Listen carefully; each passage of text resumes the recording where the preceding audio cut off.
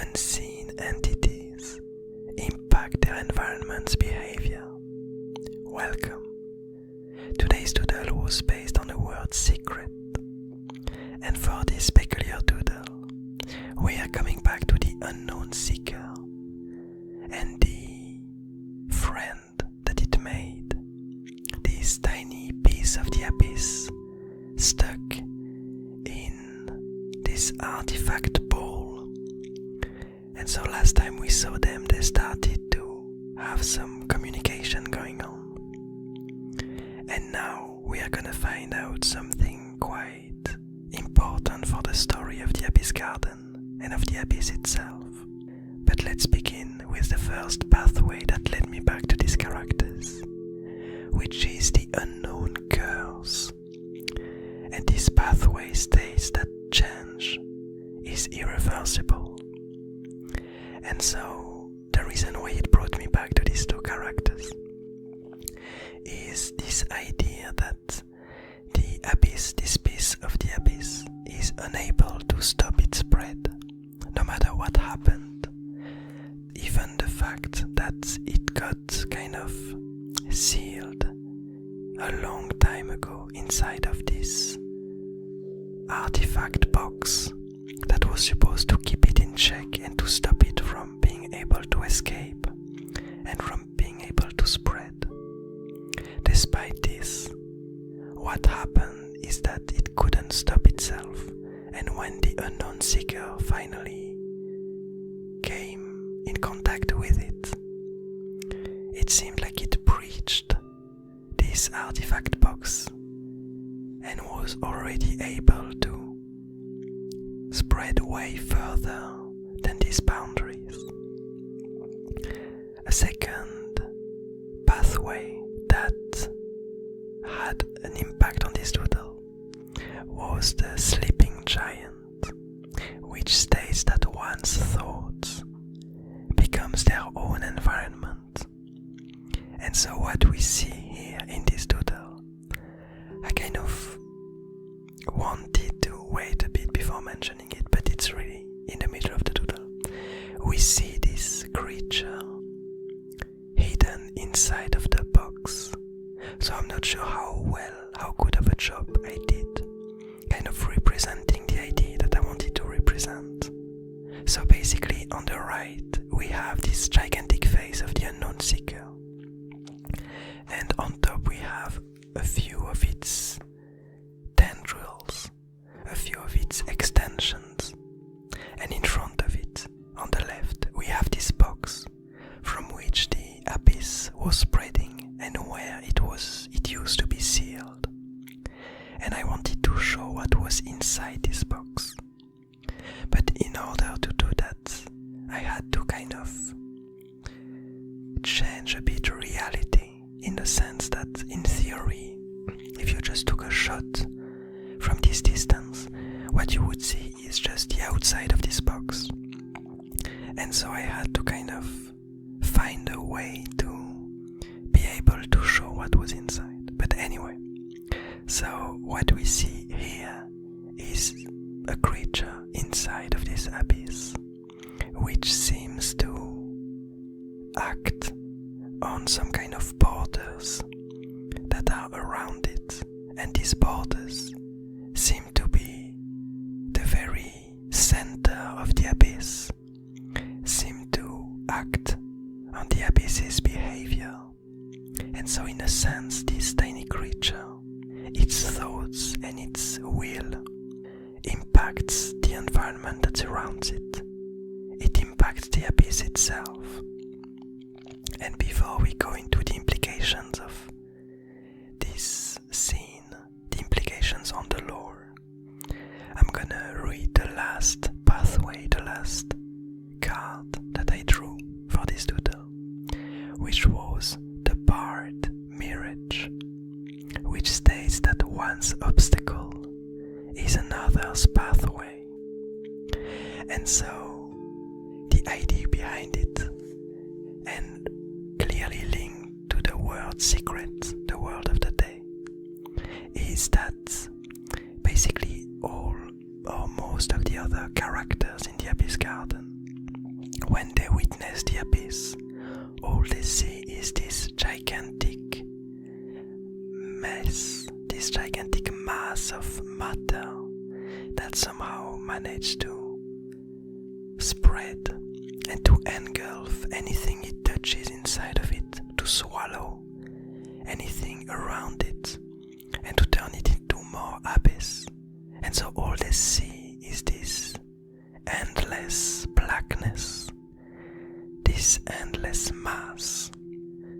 But as we stated, and as we discovered last times, the unknown seeker has a very different point of view over the abyss. It doesn't fear it. All it wants is to understand it.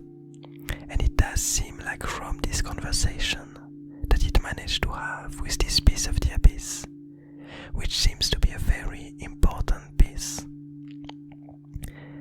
It seems like it managed to understand what, or rather why, the abyss behaves the way it does.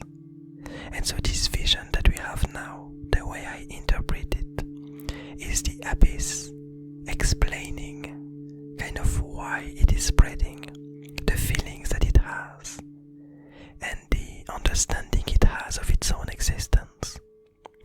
And so we can imagine, we can understand that this tiny piece of the abyss might have been one of the first, if not the first, piece of the abyss that ever existed. And so it got constrained, it got shackled inside of its box. And it might have had years, decades, centuries, eons to be able to think and to wonder about its own existence and what made it the way it is.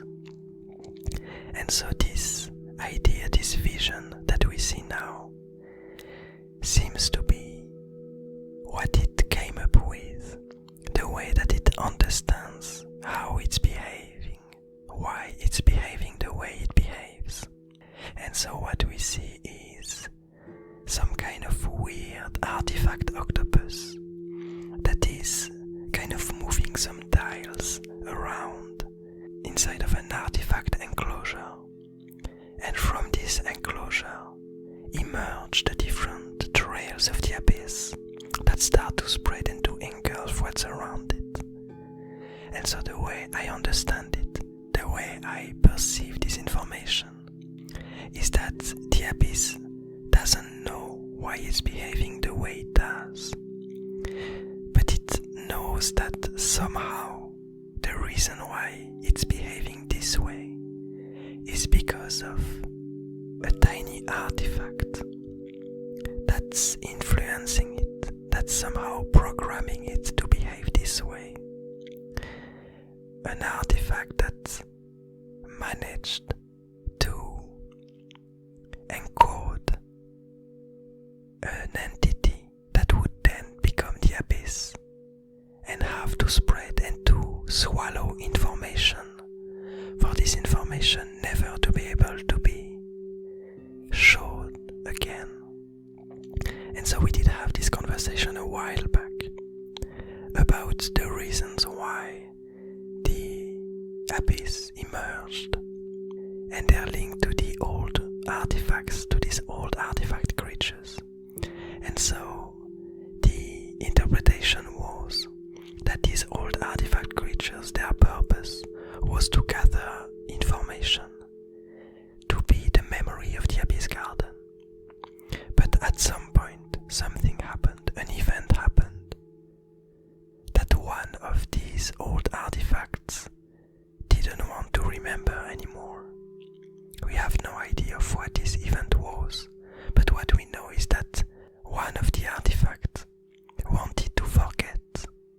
It didn't want to remember anymore.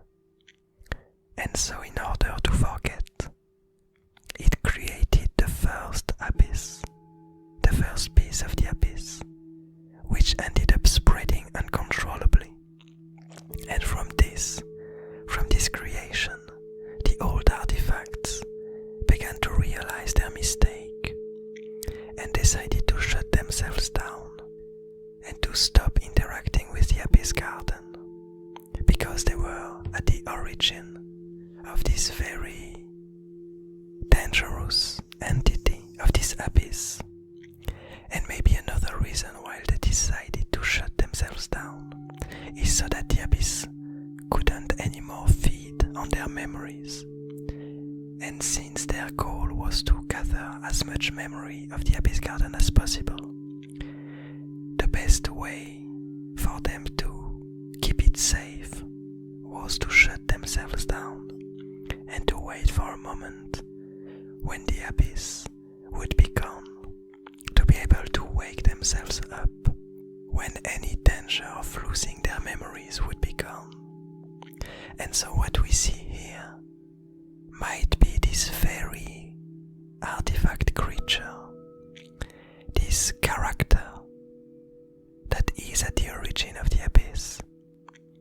And we might see a vision of him, of it, starting to program the abyss and create it, to create this system of memory deletion, this system that would be able to gather information and to delete it, to turn it into something that could never be turned back into information, a bit like a black hole swallows everything that surrounds it and breaks down all the informations that this matter used to have.